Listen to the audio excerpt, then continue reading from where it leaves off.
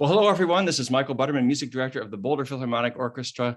We are very excited to be presenting a concert called Hymn to the Earth on Saturday, October 8th at 7:00 p.m. at Mackey Auditorium on the campus of University of Colorado in Boulder. And I'm joined today by composer Drew Hemenger and the director of the Office of Climate Initiatives for the City of Boulder, Jonathan Koehn.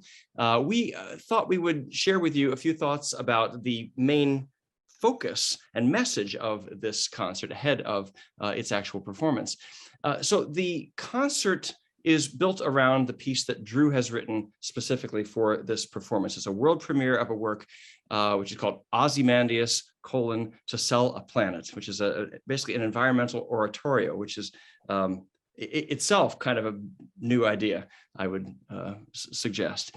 But the rest of the concert is assembled around this, the theme of that particular piece, which is essentially that climate change is an existential threat to our species, to our world, and that ignoring it is something that we do at our peril. This is a message that for most people in and around Boulder is well understood, I recognize, but it's not necessarily a completely universally held belief across our country or certainly across our world. We're opening the concert with a piece called Global Warming by a composer named Michael Abels, who has written a lot of music that you might know, especially more recently, film scores for films like Get Out, for example, a Jordan Peele film that you may have seen.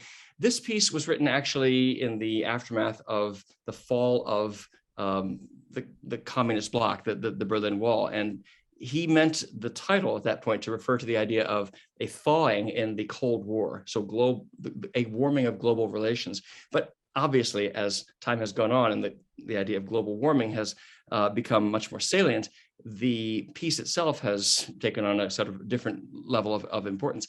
So the piece itself is not so much about climate change as it is about a kind of international community. But it struck me that both because of its title and also because of the fact that it suggests a worldwide community of collaboration and working together, that it's an appropriate piece for this concert, because obviously global warming is not a United States problem. It is a global problem, one that is going to require cooperation from literally everyone on the planet if we're to make a successful go of it.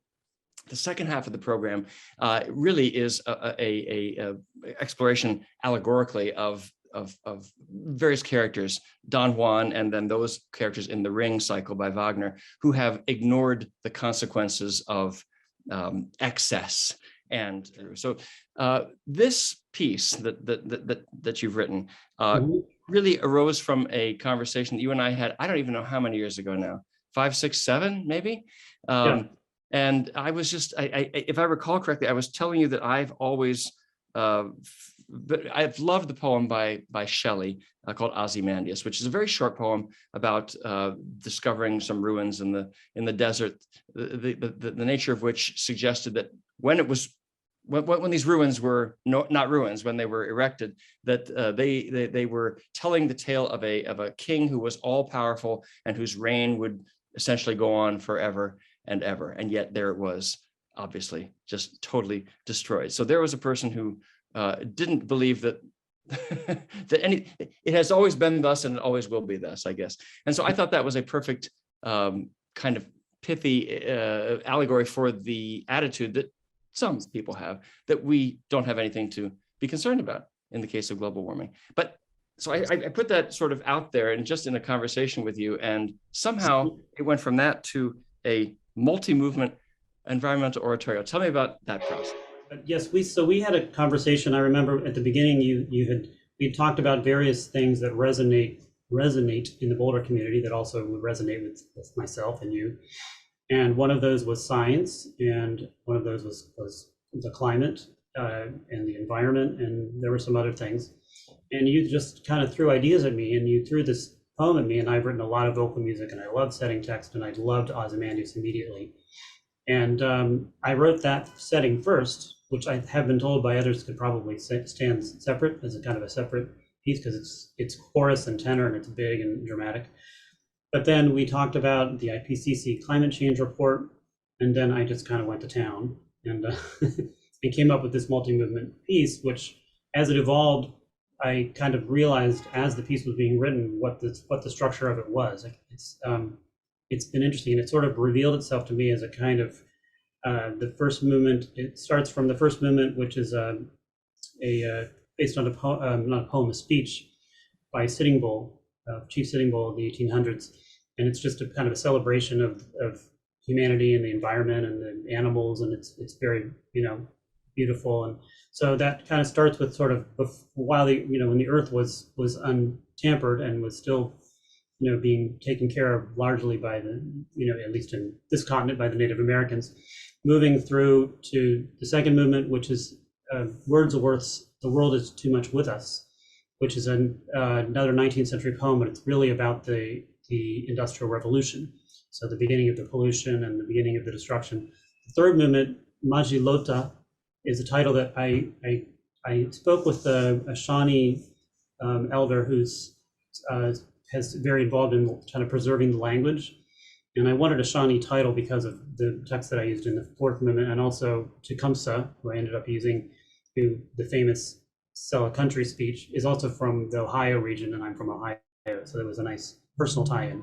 But I spoke with this George Blanchard, and I said I want a title that means what La Valse is, which is basically a decadent society on the edge of collapse. Now that's a tall order to get one word that means that.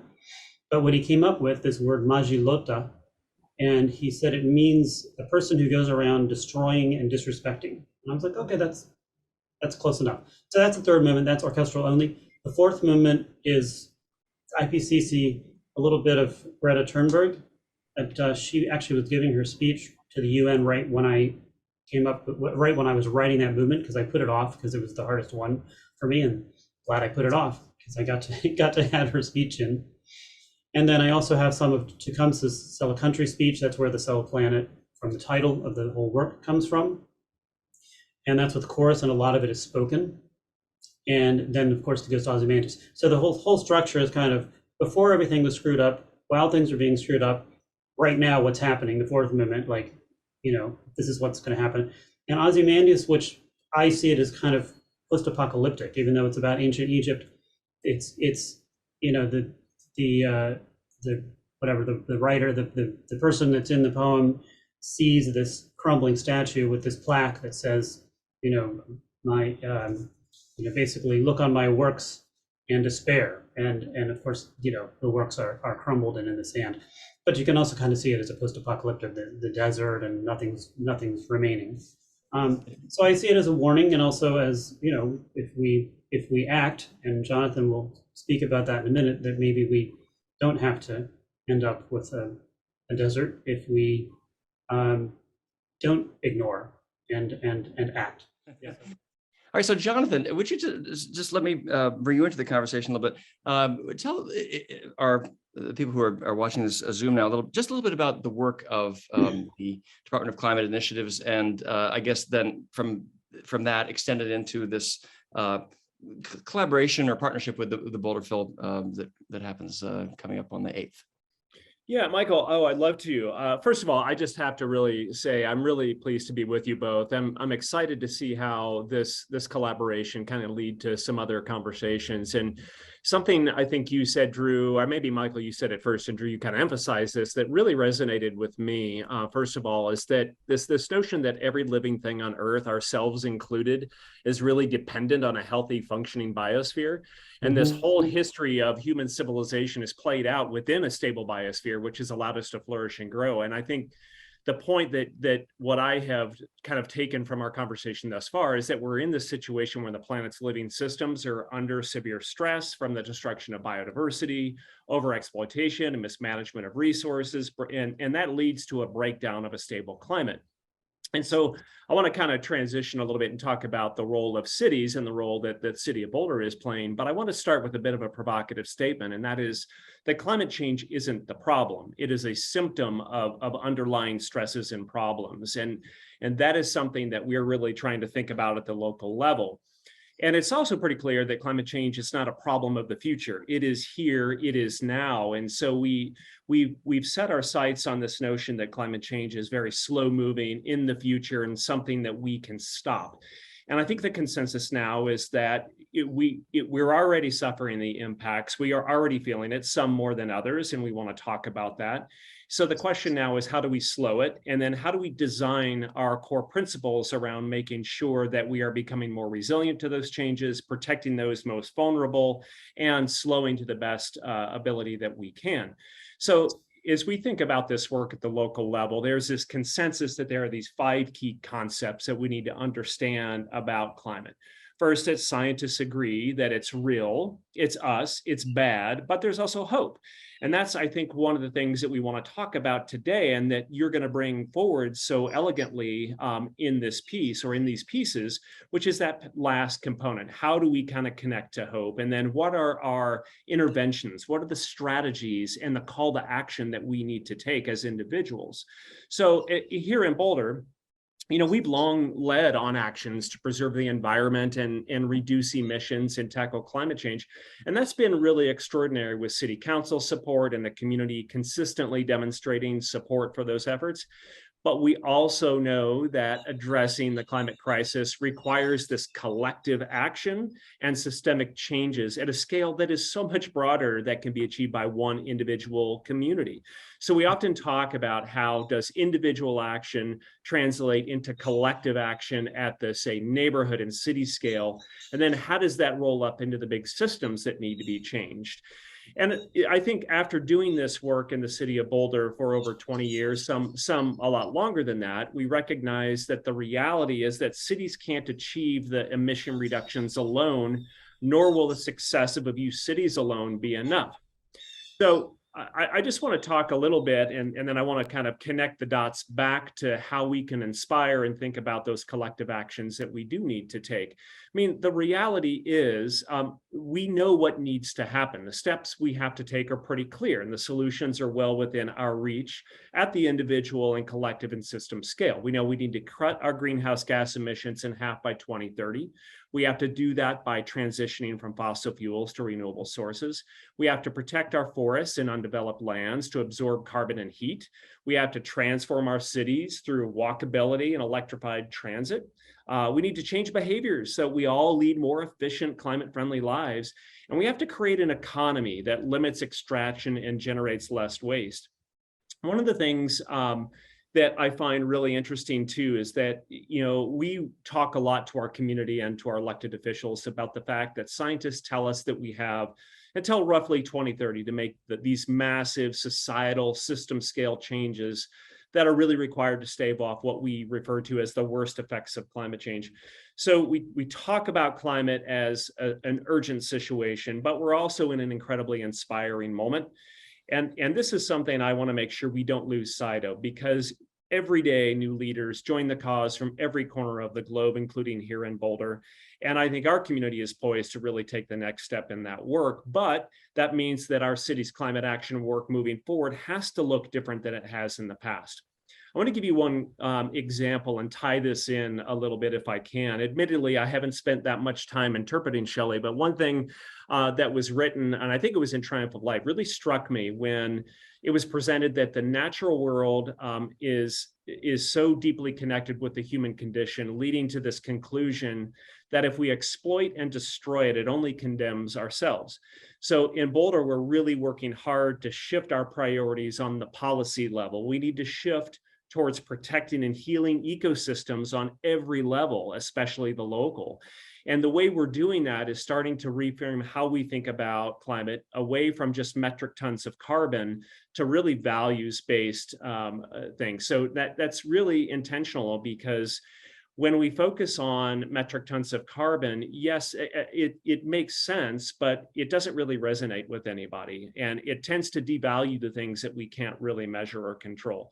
So one of the things that we're doing now is building up a whole area of work within our department called the Natural Climate Solutions, how we start to look at our pollinators, our agricultural lands, and our urban forests to really think about opportunities to cool our most vulnerable populations, to sequester carbon and pull carbon back out of the atmosphere.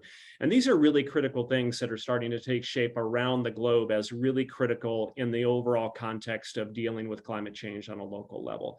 So I want to pause, and I'd like to kick this back over to you, Michael, and then think about how we can start building up a little bit of inspiration about this work. Because quite frankly, as I said, when we go to people and say we have to reduce metric tons of carbon, that isn't very inspirational. And the arts have such a critical role in helping us translate what scientists are telling us into helping us to build the psychological capacity to actually take those actions. So I'd love to maybe turn this back over to you and think about, how do we make those connections? Well, yes, that is an excellent question, of course, and that I think is the role that the arts have. In some ways, one might think, well, this is why do we need to have music about this? The facts are what they are, and the evidence around us is so clear about the current changes that we're already experiencing, and then extrapolating from where we are now into the future is not difficult in one's imagination, I wouldn't think. But I think advertisers know this. You can tell people things about something, but it's often an emotional connection that people make to, let's say, a brand when thinking about advertisers, that causes people to actually move from knowing something to actually, let's say, purchasing that product. I think in some ways the arts have that same ability to take, let's say, I got to get it right, left-brained information and somehow connect this more emotional, creative side of us on the other side of our brains, and create a sense of emotional connection or motivation that will then allow us to overcome the inertia that we all have about any number of things, and motivate action.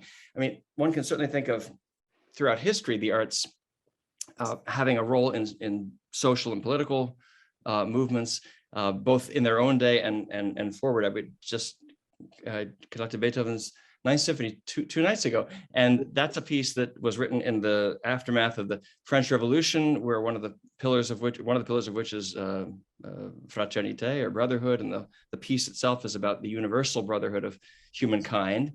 And that piece, written in 1824, was a major motivator in the democracy protests in Tiananmen Square and the resistance to the Chilean rule of Augusto Pinochet and the fall of the Berlin Wall. Many across cultures and across time, one could think of the fanfare for the common man is like the Olympics theme now, right? On the positive side, which is absolutely, yes. That was written as one of the Cincinnati Symphony's commissions right during World War II to kind of. But the idea there was that you don't have to be a hero on the battlefield. You can be the common person, as it were, right, doing whatever they do and making their communities better. That person is a hero as well.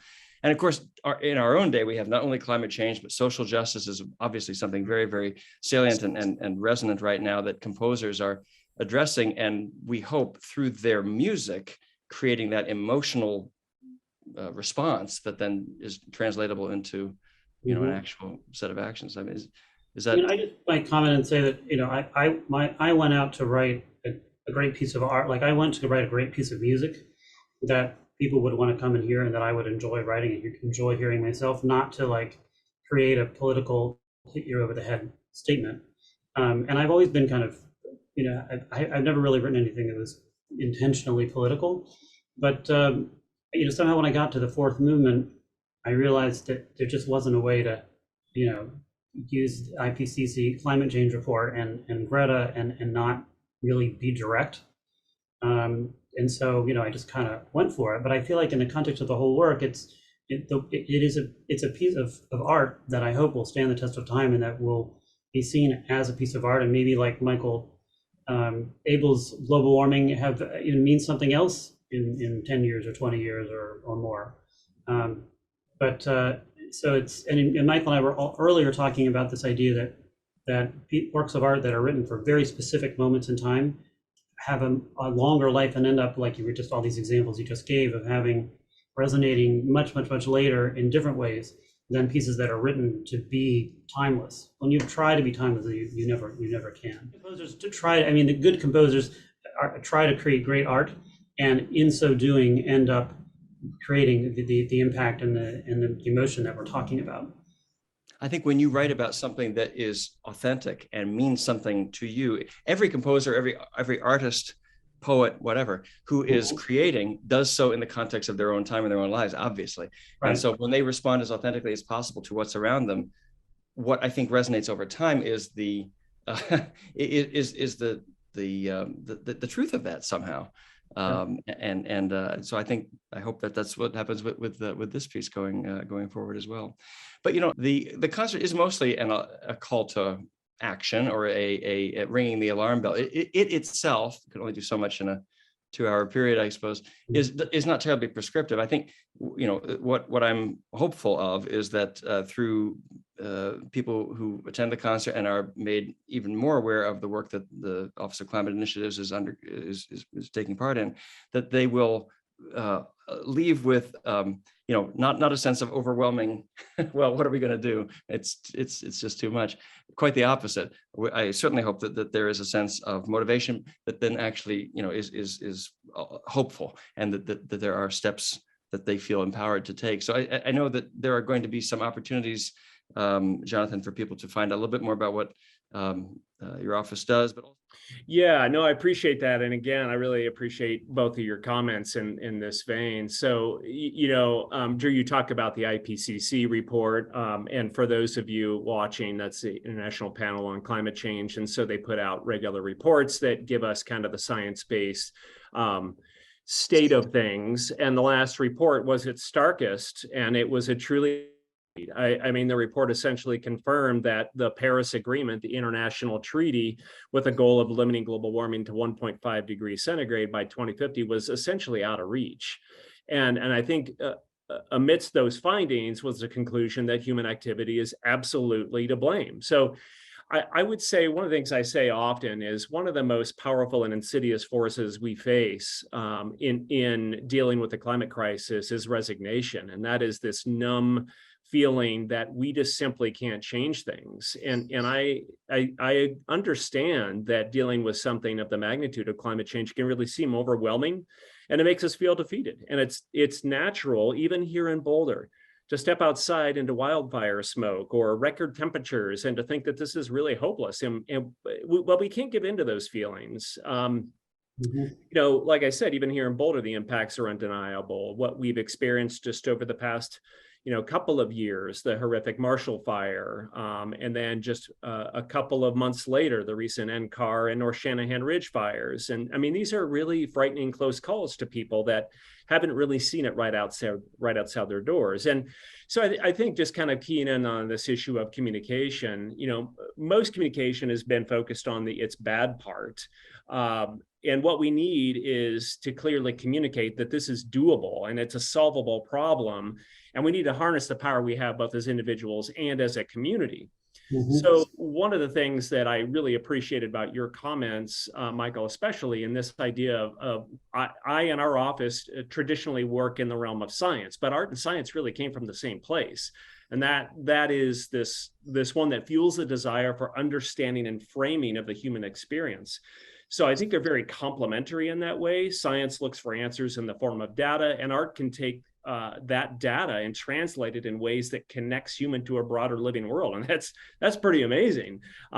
So the role of art is really key, communicating the challenges linked to climate change, because it makes that data so much more accessible. And that's one of the things that we have really been trying to do as a department to help people understand how their actions really do play into this broader movement. We did some really interesting work with City Council last year to try to overlay how many cities are really taking measurable and direct actions at the local level on climate. And many cities are, but many aren't. And so the speed and scale of what we need really isn't matching up with the significance of the challenges. So part of what we have been doing at the local level is becoming much more understanding of how we need to more effectively outside our own boundaries, how to build coalitions, and how to create that arc of individual behavior change into that collective action. And so we're trying to create programs, and hopefully people will see some of this at the concert, where we're showcasing a lot of the work. Number one, how do you connect into these collective movements? How can you kind of build up action at the neighborhood scale that kind of continues to hit these really important systems that need to be changed, particularly in the area of circular economy, our natural climate systems, our energy systems, and our economic systems. And those are really, really powerful. And we're also giving people an opportunity for creative framing and storytelling around these issues through video, through theater, through dance, and through writing. And I think that connects a wider audience to this deep and pressing need to address climate change. So we do have an amazing audio collage that we invite people to just record their 45 seconds of what does an inspired future look like to you? How do we think about a resilient future? How do we think about protecting those most vulnerable among us that are oftentimes least responsible for emissions and climate change? You know, I would point out some of the amazing work here locally. For example, Inside the Greenhouse, an amazing program out of CU that we collaborate with that really works to engage students and those working in that science policy interface to help make climate change meaningful in the lives of everyday people. And we're also working with other entities like Amplifier, a nonprofit design lab who really uses art to help connect people and really inspire. You probably know Amplifier mostly from their amazing artwork around the We the People campaign. And as they see how powerful these movements can be to really create shared value through public art and story sharing. So I'll just conclude, I guess, by saying that, you know, it's pretty interesting to do this work at the local level. Again, it can feel very daunting when you recognize that one city isn't going to change the tide of what feels like this really global climate crisis. But the reality is that we've been able to connect with so many other cities, both regionally, nationally, and internationally. And the sharing that's taking place and the coalitions that are being built really are starting to shift the tide in terms of those bigger systems that need to really be addressed. I think our intention is to connect with your audience in a way that says, if you feel inspired by these performances, let's talk about how you kind of continue that momentum. Here are the things that you can take with you. Here are the things that will make a meaningful difference in your own lives. Absolutely. Well, that's so beautifully said, and I appreciate both your comments and Drew's as well about all of this. Briefly, I just wanted to kind of respond a little bit to what Jonathan was saying, and in terms of what our concert, can and should and will hopefully do in being an inspiration. And I love the title that you've given it, "Hymn to the Earth," because what we're trying to do musically is not scare everybody. And create this, like what Jonathan was saying, this overwhelmingness, but actually to celebrate the earth and to celebrate this beautiful thing that we have and that we love and that we are intimately a part of, because humans are part of the system. And so I hope that our music will both create some warning and a little bit of concern, but also remind us what this beautiful place is that sustains us, that we love and we want to go out of, inspired to help and protect. Hear, hear. Yeah, music can do so many things. It can lift you up, it can inspire you, it can allow you to grieve, it can grab you by the shoulders and wake you up. And maybe a concert like this does a little of all of those. I hope so, in any case. So my great thanks to composer Drew Hemenger, whose work Ozymandias to Sell a Planet is going to be given its world premiere by the Boulder Philharmonic on October 8th. My great thanks to Jonathan Koehn, who is the director of the Boulder Department of Climate Initiatives, for spending some time with us, telling us about the incredibly important work that they are doing. And we are so incredibly appreciative of the partnership of his department with the Boulder Phil in bringing this concert to the public. So we hope that you've enjoyed our discussion. We certainly hope that you will join us at Mackey Auditorium, 7:00 p.m. on Saturday, October 8th. Gentlemen, thank you so much. Thank you, Michael. Thanks so much.